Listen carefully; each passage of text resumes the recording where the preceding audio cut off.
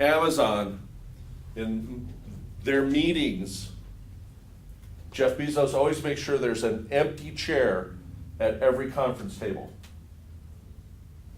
It's the customer's chair. And they always focus on the customer. What's the needs, what's the focus?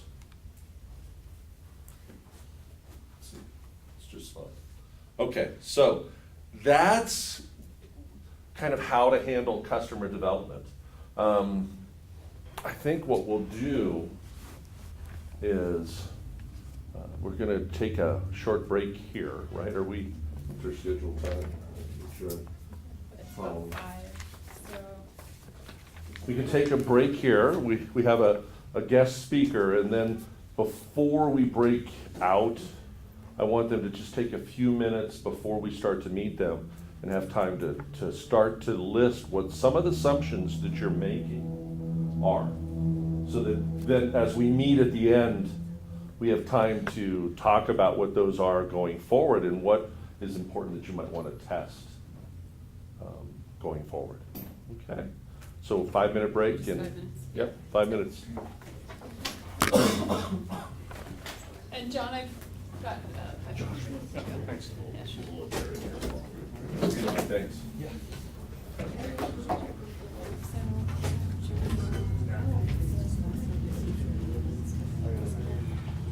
Oh, so that's, okay, I missed that. Sure. Should we let her? I can go. I mean, I can talk to the competition. Quickly.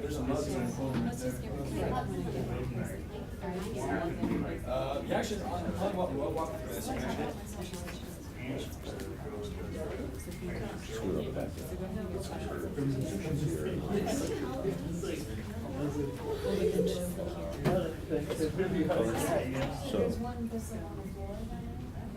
So why don't we go? Yes. The market opportunity.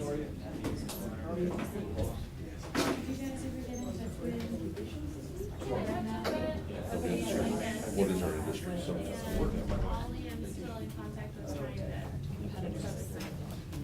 Only I wasn't sure. Hi, I'm first. But Joanne, nice to meet you. And then, How's Mike? Mike is good. Mike is good. Ben Akers is now. Oh, Ben, Ben, and then, Right. there's, somebody else over there. I'm trying to look at his name.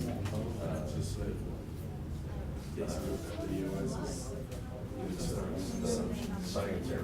Did you get one for Gavin? Do you need more? Oh, Eric Weber. Eric, yeah, Eric and I go way back too. Okay. And then he went through our startup program before. Okay.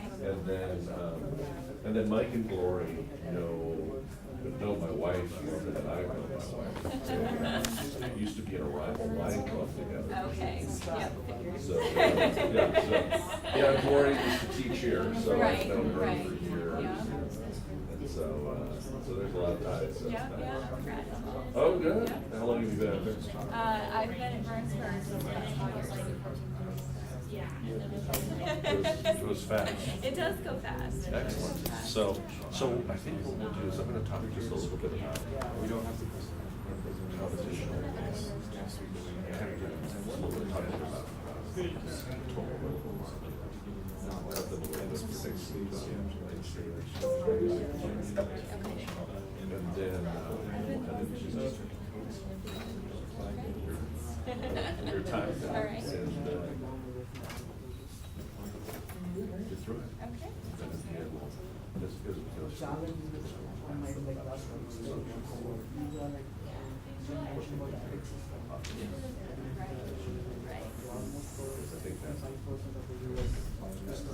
Yeah. Yeah. No, yeah, some of the things that you're working on are very, very valid. I'm sure you do every day. And I'd love your comment over there about you're nice, so basically this is really like the truth. One of the reasons why we push for us to do interviews with customers because Which is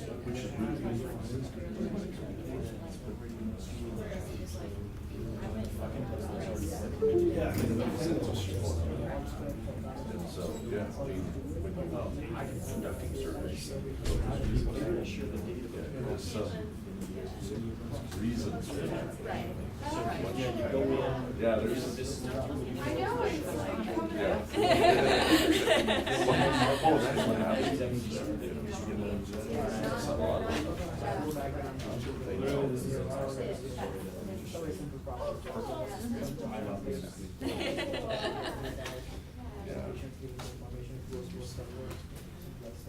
okay, I've gotten your, okay, perfect. Actually, you know what, I didn't even test it. Let me do that.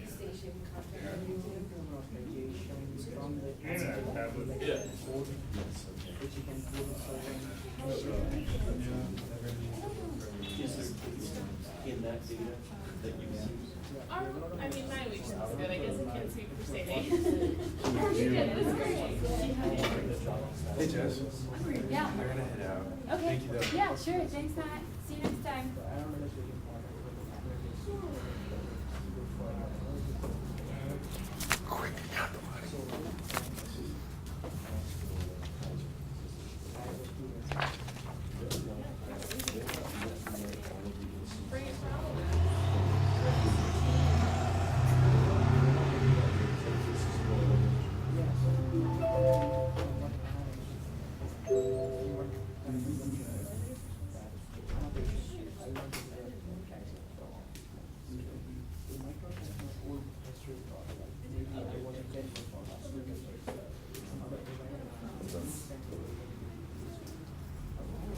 So I was walking back to work and I overheard, No, I was just going to. I overheard in front of the engineering buildings, they were something, something and something, and one guy goes, no fire? The other guy goes, no, no fire. The first guy goes, lake. You know, they don't send it to you that. We're so smart. Right, I'm also gonna do that. So, but. Yeah, I have the PDF, I sent it to Mark. Yeah, I put it up in PDF form, it's easier.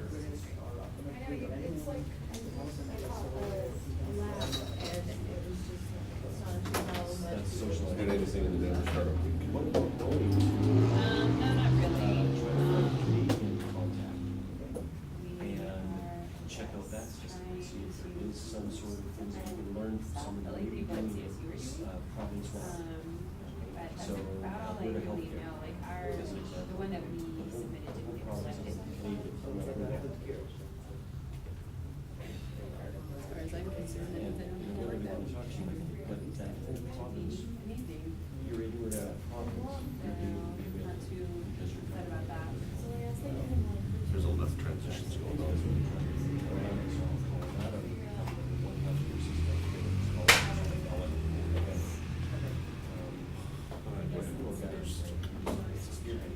But Canadian reform, in Northern Europe, maybe in Europe, some sort of analog. That was doing your customers. Similar things. Yeah, my online experience is doing what our customers are sending these one. I don't know which one that is, places you know, Yeah, so I mean, we've done a bunch in the past, you know, have products already, so we've gotten a lot of feedback from that. And I was thinking after you sent this VDI, create like an online service and to some of the more, like the expats who actually have videos and things to It won't be that bad. just get their feedback from the products. We're basically starting over and trying to understand. Get some money for you when you get a second. Oh, okay. And just kind of back it up, hearing out and done it. Understand what they're looking for, so. And I mentioned sort of in our original interview questions, something to take a step back, so. We already have some cool ideas, so we'll see what comes out of it. Okay. But I'm not looking. I have a little bit of change. Like I have a 5 if you have 80. Ready? Perfect. Is that good? There we go. Perfect, yeah, excellent. Oops, sorry, bud. There you go. I'm not yet. All right, thank you. Yeah, thanks, Dylan. Things to do too, so. And Dylan, did you guys do all your paperwork? Yes. Yeah, okay, good. I can't access the file, so I have no idea who's done what. Okay. Yeah, Yeah, we I just got have it to all. ask everybody.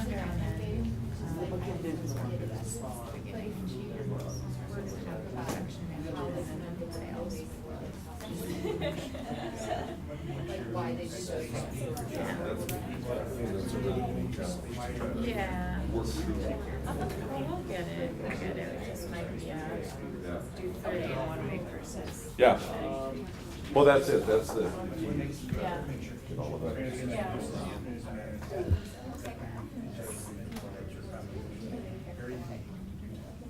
They're all claiming if you come to me, they want to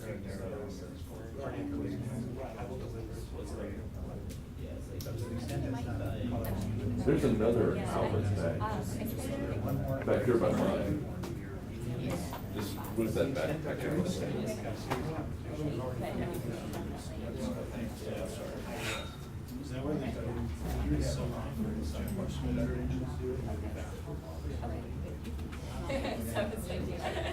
All right. Well, should we go ahead and get started? Jess, are you good? Yes. All right. Yes. Yes. How is everybody doing? Do we need to do some yoga? Yes. Let's everybody stand up for a second. I don't actually really know any yoga, but let's everybody just stand up for a second. Everybody stand up. Run And out do the a door, big- run and around the a big, building and get back. Huge tree, and you stretch way up in the air. Every single finger is gonna touch the ceiling. Okay, now you're a mountain. You go all the way down, and you touch the floor, or you touch your toes, or whatever you can touch. My knees. My knees. And you reach way, way, way down. You're a big mountain. Okay, how's everybody feel? Good. Is that better? Hey, are we ready to get started? Yeah. Yeah! Okay, there you go. All right, look at you. You're a good opening act. Okay, great. Hey, well, there's a couple of topics that I want to talk a little bit about in prep for next week, and also for you to begin to think about as you're moving along. And some of you are much more ready for some of this than others. So the first thing, next week we're going to start to talk about doing industry research. How many of you have done industry research so far? Good. Caitlin? Josh, have you guys done industry research yet? Yeah. Moving industry, you understand how big is your target market? $17 billion. 17 billion is that your target market? No, it's a market. Okay. It's moving. So some of this is terminology, right? So 17 billion that's all the money that's spent on moving, correct? So that's actually your TAM, or total available market. So and I mean, I've seen this. I've had investors walk up and say, "What's your TAM?" And you go, I've seen young entrepreneurs go, "Huh?" But you want to know what your total available market is. And there may be a couple of markets, right? And then the SAM is the serviceable or served available market. And so while there's a $17 billion market, you really can't serve the whole country at this point. So what is your serviceable market? Where can you serve? And maybe it's Colorado, or maybe it's the mountain states, depending on, or maybe it's northern Colorado, right? And then even within that serviceable market, you can subdivide those up even more, and then you can start to look at what is your target market within the bigger scheme of things. And so your serviceable available market, let's just even say it's Colorado, and let's say it is $1 billion a year spent on moving. Well, when you look at moving, what kind of moving is there?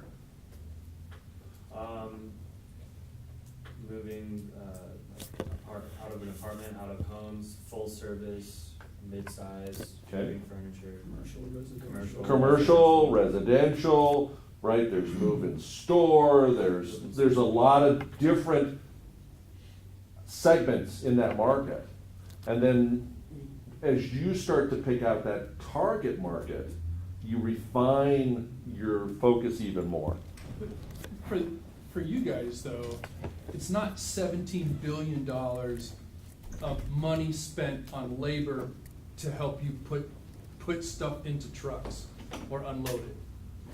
Well, no, but at that point, they're just looking at, what we want them to get is that total industry of people moving. I hear this all the time. Oh yeah, it's $1 billion industry. Yeah, right, but tell me what your real sliver of it is. Yeah, that's There's sliver. 4,000, there's 4,000 man-hours spent per year in the state of Colorado moving stuff.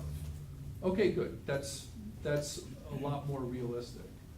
Yeah, because you can't, then this kills investors. I mean, you've seen it on Shark Tank. I've seen those Shark Tank guys go ballistic when somebody says, well, if I could get 1% of the computer industry, that's a $54 trillion market, I'll be rich. And they just go ballistic. Because you're not gonna say you're gonna get 1% of that 17 billion, right? But you have to drill down into what is that target market that you're focusing on. And whether it's temporary labor, right? Because there may be a different component of industry there that, is the temporary labor market. What does that industry look like compared to the moving market, and where is that intersection, right? And trying to figure those things out. And you want to try to develop numbers all the way down. Now, Louise Feldman is going to be here next week, and right, we've confirmed that with her, and she's the business librarian at the College of Business, and she has forgotten more about business research than I've probably ever known. You can go to her, and she has all sorts of sources for data and all, so she can help you with refining some of that and finding what data's out there and what isn't. It's amazing the amount of data that's out there. We worked with one entrepreneur, I think it was in the group right before you, out at the Innisphere. This guy had been working there for over a year, and he thought he was a lone wolf. And we said, so have you done industry analysis? He says, huh? I said, well, have you looked up to see if there's even an industry? He came back the next week and was so excited. He found he was a part of $1 billion industry. He didn't know anybody else was doing what he thought he was the only guy doing this. Right, and he'd been working on this a year, trying to develop this. It had this video, whatever, and I mean, it's just phenomenal that you can start to find, when you start to find what's out there, right? And so Louise will be really good. And so you want to start to think through, how do we start to develop a target market and understand what it is we're really doing? And Russ, I agree with you in terms of understanding that number is in relationship to what you're doing, right? Because long haul moves, where companies pay for it, right? Pricing is irrelevant, right? I'm just gonna hire a company, come in, pack me all up, drive me across the country, deliver it, and unpack me up, right? And I'm gonna pay, 14 grand to have it done, or 18 grand, right? That's not a target market that you're probably gonna go after.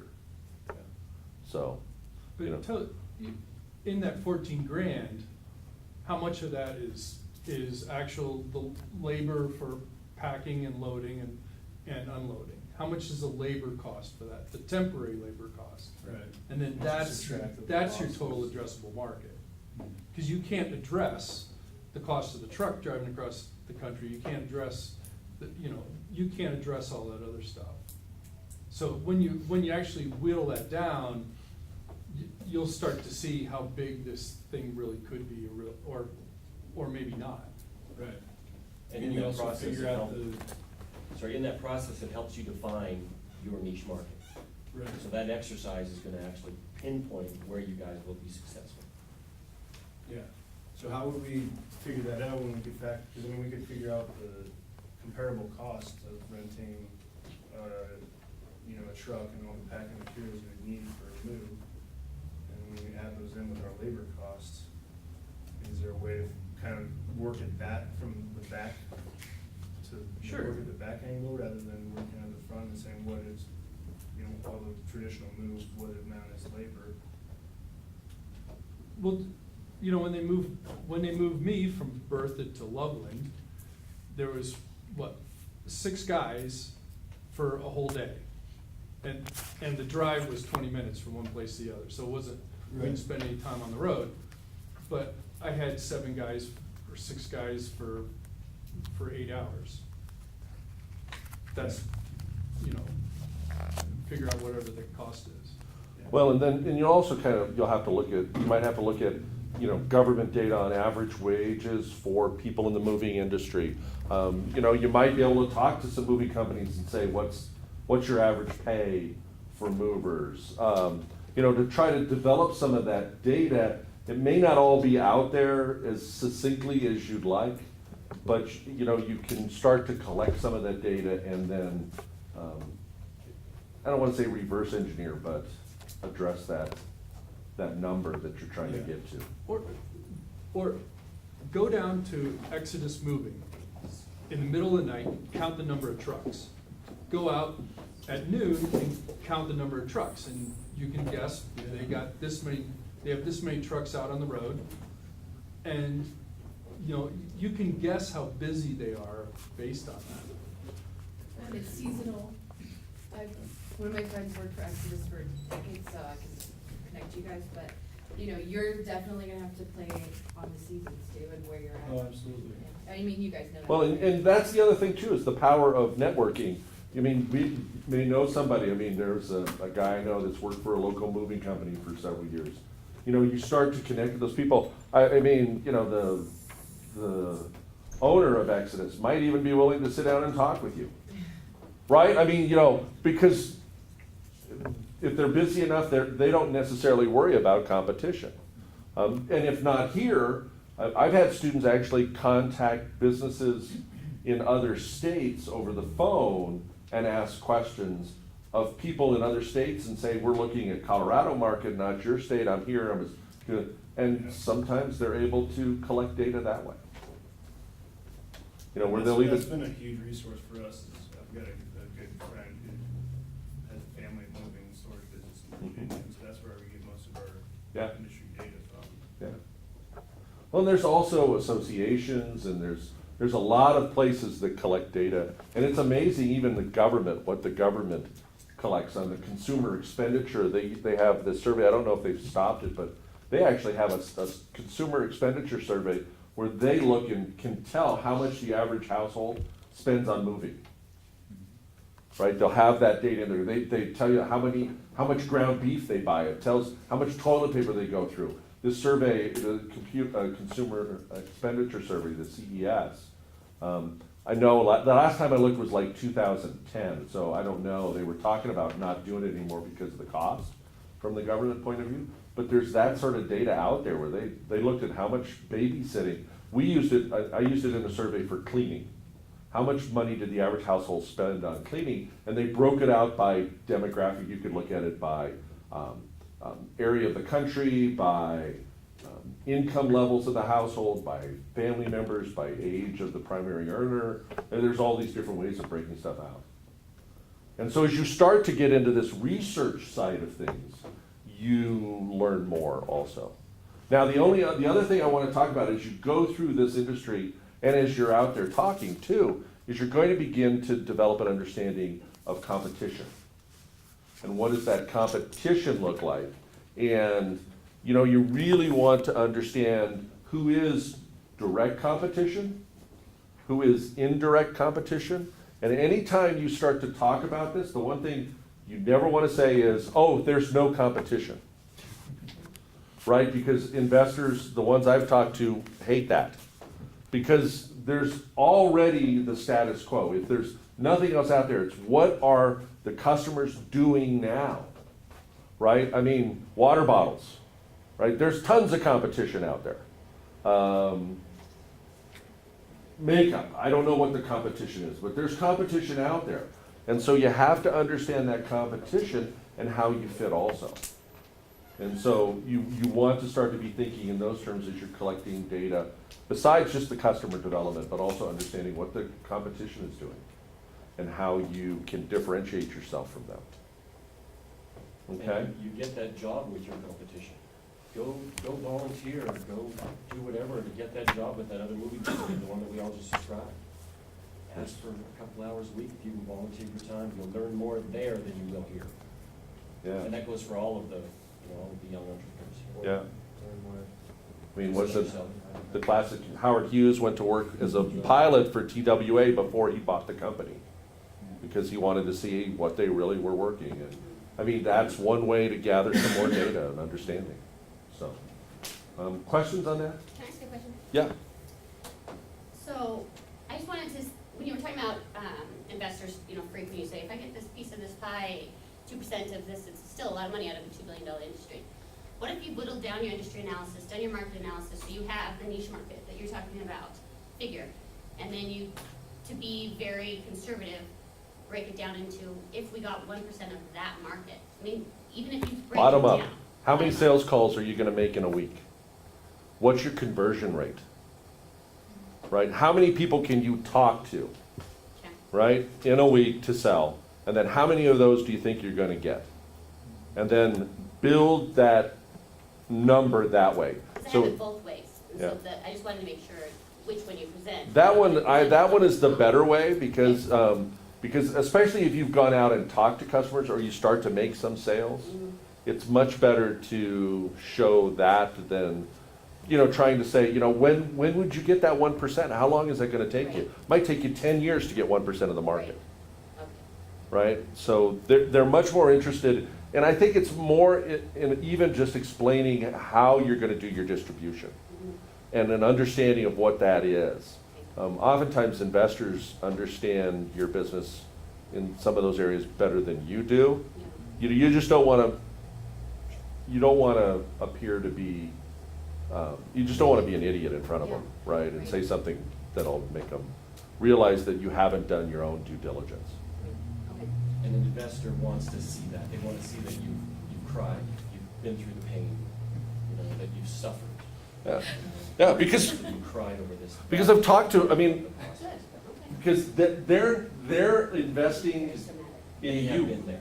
It can be humanity. But they're investing almost more in you and their belief in you Yeah.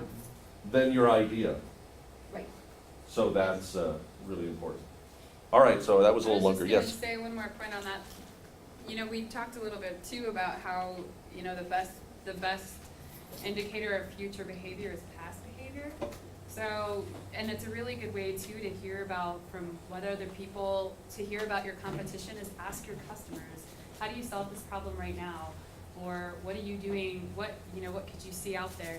Like, if I were to say to LaborJack, oh, well, did you know of a thing called TaskRabbit, and they had never heard of it before, not really gonna look that good in a customer interview. So do your homework, but then somebody says, oh yeah, well what about TaskRabbit? Then they're able to come back and say, yeah, well TaskRabbit isn't specific to labor, so we're really proposing something that's unique to this whatever. What about American Apparel? They're socially conscientious, yes, but they don't make plus size clothing in the way that I want to make, or the patterns or whatever, right? They So, don't make them. They don't make plus size clothing. Well, sure, I've seen it. Well, whatever. Like, you at least have enough information to go out to your customers and say, well, this is why. So then you're able to kind of also start to understand what your positioning is within a market. Because if your customer, well, if people are coming back to you in the interview and saying, well, what about this? Well, what about that? Obviously, that's what's in their mind about what you're doing. If that's like so far off the mark that you're like, no, then obviously you didn't articulate yourself very well, because that's what's in their brain about what you're competing against. And if that is on the mark, then you're able to really identify what's your unique value compared to these other actors in the market, and what do you provide and all of that stuff. So I just throw that out as a really, the customer interviews are really a great way for you to be asking people about their past behavior, what would they go to, and identifying some of those potential competitors. What do they see the value of those competitors being? Therefore, what value can you provide in comparison? And to give you an idea of when you talk to some of these investors, so I had a guy that I met through a conference where his job at a biotech venture fund was to review business plans, right? And so when you talk to an investor, they have seen, he reviewed 100 business plans on biotech industry a week. Yeah, Yeah, well, he said he got really good at just reading, I mean, he just read the first couple of pages and scan, but he knew more about that industry from all the data that he's gone through with all of those things. So it's difficult for you to be smarter than some of those investors in those areas. But if you make a big, like TaskRabbit, we never heard of them. You're out to, they're like, okay, thank you. They'll get up and walk out on you when something like that. So, all right. Well, do you want to introduce our next guest speaker? Yes, so Joellen is our coach today. Joellen is Director of Brand Strategy at Burns Marketing. Been there for a decade? For almost 10 years. Almost yeah. 10 years. Sorry, Brett, let me just pull this up for you real quick.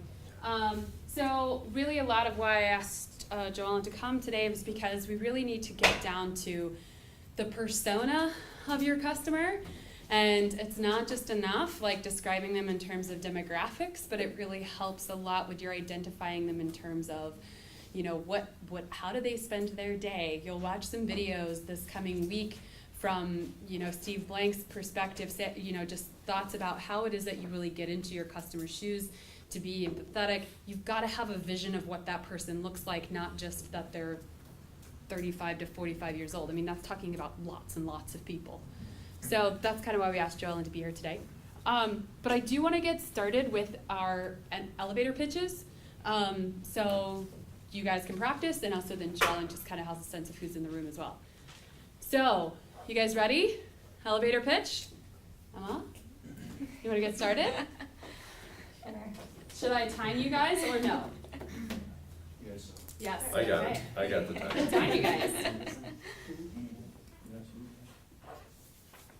Yeah. Right. Okay. Hi, I'm Emma, and I'm the co-founder of Begging Cocoa, and we're a social enterprise that produces all-natural coconut products for the Senegalese market. We started about 2 years ago by focusing on a diverse array of coconut products, and we're now focused on coconut oil cosmetics. And we've created our own virgin coconut oil line with 3 different products.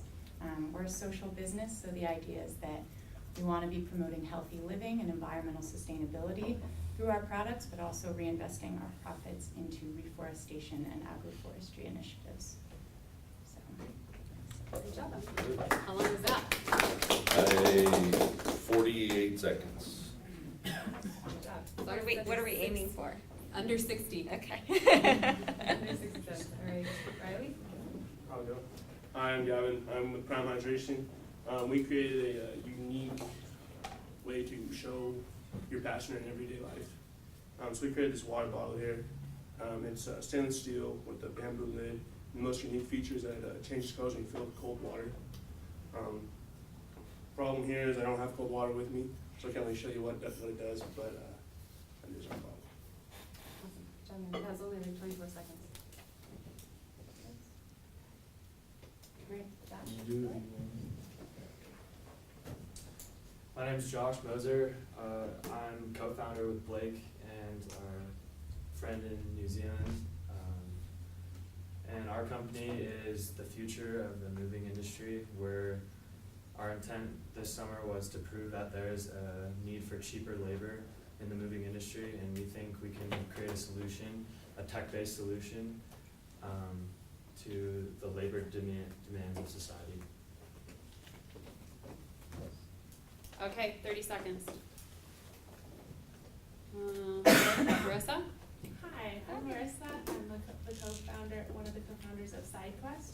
We believe that there's a segment of the gaming population that wants more of a human connection, and so we're creating an online publication that gives a behind-the-scenes look into the world of gaming and also represents some of the underrepresented people in gaming. 20 seconds. Wow, you guys are like. I was getting ones last semester that were like 2 minutes, and I was like, we're gonna have to really cut it down. All right, Caitlin, go for it. I'm Caitlin McLaughlin. I'm founder of Caitlin Mac Clothing Company. We offer socially conscious plus-size clothing that features a steady line of basics that's accented by 2 designer collections throughout the year. My name is Dylan, and we're Agile Fleet Mechanic, and we're a mobile fleet servicing company, and we service fleets or companies that own fleets of vehicles, small to medium size, think like Comcast or CenturyLink. We have a mobile servicing vehicle that actually goes on site and services their cars off hours, and so it saves them on downtime and also on their personnel costs as well. And we are also going to be perfectly poised to capture the clean energy market as it pertains to clean vehicles. It's about 25 seconds. Caitlin, sorry, yours was about 25 seconds too. Hi, I'm Ayush, founder of Amsapient. So Amsapient is a company which works in the area of providing solutions and data-driven solutions and machine learning. Currently, we plan to serve two different domains, industries. One is the mining, the other is healthcare. But in this program, I'm going to focus on the healthcare industry. The objective is to build solutions around the electronic health records of the patient so we can run predictive analysis and predict something before it goes wrong. So we are trying to save lives. Right, 30 seconds. All right, my name's Stein Christensen. I just recently started exploring some new directions. I split off of the Blue Penguin VR team to explore a cool product direction. And I just want to put it this way, the greasy car salesman with the plaid jacket, that's ancient history. I want to bring, Test Drive is bringing virtual reality and remarketing to the used car industry. And with just a smartphone and our app, car sellers can post 360 virtual reality pictures of their car to the internet and engage buyers with automated remarketing ads. And this allows car sellers to sell their cars faster and car buyers to shop for cars online, in person, with more confidence and speed. So for the first time, you can shop for 10 cars in 5 minutes from the comfort of your living room, and it's a good thing too, because you just saw that brown stain in the backseat of that Honda. That was a little gross. So that's enough for now, but let's just take a test drive. Good job. That was 45 seconds. Right on. Good job. Leah? Hi, I'm Leah Stone. This is my husband, Paul Stone. We are co-founders of Curb Appeal. Imagine if you were standing outside of your home and you're able to take a photo of your house. With our platform technology, you can use augmented reality templates and choose the type of architectural design that you like, such as Craftsman, Victorian, Spanish architecture, and point and drag onto your home different templates to see how you could update the curb appeal of your house. Good job. Oh, sorry, 25 seconds. Hi, I'm Sowan from Bundles Education. Last year I met this student, a 19 years old girl named Sampua. She lives in a small town in rural Cambodia. Sampua dreams of working in an NGO, but to do so, to achieve her dream, she needs a good English. She paid, and also by learning English, she could earn 15% more than a normal job. Sampua paid $5 per month for her English class, but her teacher moved out because he wanted to live in the city. In order to achieve her dream, Sampua would have to drive by bicycle 10 kilometers, which is about 8 miles every day, to get an English lesson. I want to have a student like Sampua. At Bundles Education, we provide English lessons to students in the rural area where high proficient teachers do not want to go to. We do this by deliver our lessons through a tiny credit card size cube called the Raspberry Pi, in which we install a software program. Think of it just like an offline version of Khan Academy. So Bundle Education exists in order to fill in this missing gap between rural and urban education. We want to create a world where students could get access to high quality education no matter where they are. All right, a minute and a half. All right, so just real quick, I just wanted to make a couple comments for you guys. So another thing that you guys heard from James too before is just like make sure that you're super passionate. Like Josh, I know that you're really excited about this, but like, could have told me. This, like, I know you guys are tired and all of that stuff, but like, you're always talking about this as if it's your baby child, right? Like, and I have a smile on my face every time I think of my son. Just like, just think about that, because that's what's really gonna rub off. Assertive language, you don't think, you don't hope, you don't wish, you don't believe, you are, you do, you will, it is this way, okay? Like, that is like the one biggest thing that I probably see from students all the time, and we always get comments back on that. Just use assertive language, because it is that way because you just said it.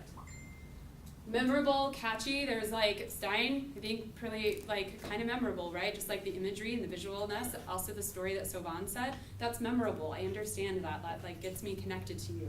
Some kind of story or like a personal connection, it can be really powerful there to really understand. Like you guys said, Leah, you said before, like you saved marriages, because you and Paul were talking about this and it was like, what are you talking about? And you're like, I just wish I had an app that would just show you. So, you know, that's something that's memorable. Would you rather me tell the story of like the first time this idea came? I mean, because would that be a more, my husband and I were fighting in front of our house. Yeah, I mean. I'll remember it, right? We were Or fighting and I you grabbed my can- laptop and I was like, this, and this. I want it on the house. Attention, Would that but be- it's an attention getter. Yeah. You need to get people's attention in that, I've talked to a lot of investors, if you don't have their attention in 10 seconds, they're gone. So you have to catch it quick and hold it. So the time, you know, short is good, concise, but make sure when you do these pitches, understand who you're talking to, right? If you're pitching to an investor, they care about what's in it for them, right? How big is the plus size market? It's But I'm just saying, in that pitch, let me know, Okay. right? 35% of the US population can't find the clothes that they want. That's a 12 billion, I mean, you've gotta catch their attention, and let them know what's important. I never thought I would say this, but add some information. You guys are all Yeah. about 30 seconds. The other say was just say, so Sovan had a great story, and I understand what she's talking about, but you maybe spent too long on it. So you don't also want to get too lost in the story either, because then it was 45 seconds before I even started hearing about your business model. So, and then also talk about benefits rather than features. I don't care if you're using a tablet or a Raspberry Pi or a phone or a piece of paper. Like, I don't care. The point is that you've got a revolutionary model that leverages IT infrastructure to get kids in school. That's the benefit that you're providing. So just you focusing on the benefits, that's really where you're touching people's hearts and souls.